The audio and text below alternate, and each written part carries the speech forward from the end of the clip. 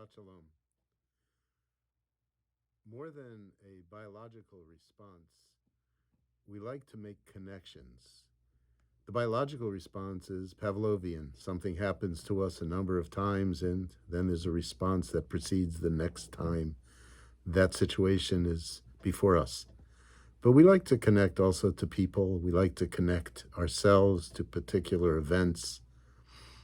Religion actually is a Latin word that is rooted in the notion of connection.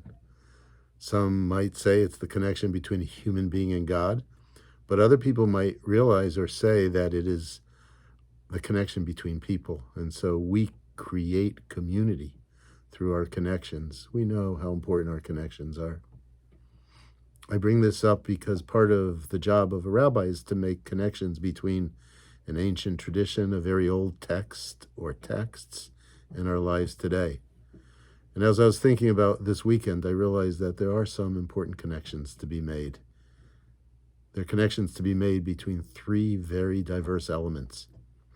One is this: Saturday night is the beginning of daylight savings time. And so we will lose an hour. Our clocks will move ahead 1 hour. I wonder if we share the thought of what happens to that hour in our lives. But it's also a reminder of the use of time and how important time is. Just the fact that we would think that we're losing an hour means that we're experiencing something in the realm of loss in our lives. The second idea comes from this Shabbat, which is known as Shabbat HaChodesh. Shabbat HaChodesh is the Sabbath that comes before Rosh Chodesh Nisan. That's the month when we celebrate Passover. It's because of a special commandment that's given from the book of Exodus that this month should be for you, a certain type of month, and you sanctify it, you make it holy.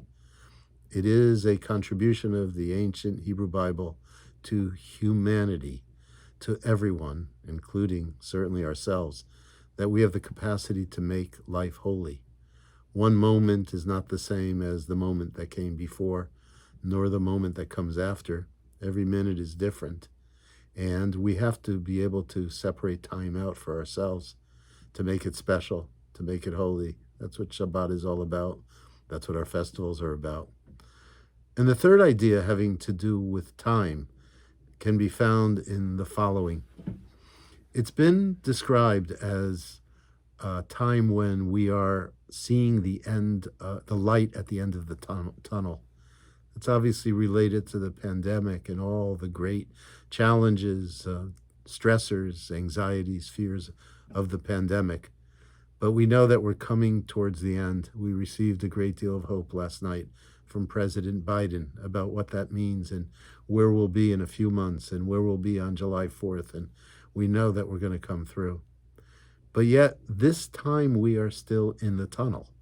So although there's light at the end and there's hope for the end, we realize that there are still dangers in this particular moment. How we use our time, the consideration of where we're at right now, and the consideration of where we're going is very, very important. Time has always been a very important notion in the Jewish tradition. This idea that we can give time holiness, that one moment is not the same as every other moment, is really beautiful. I hope this Shabbat, this weekend, will be a good time for you.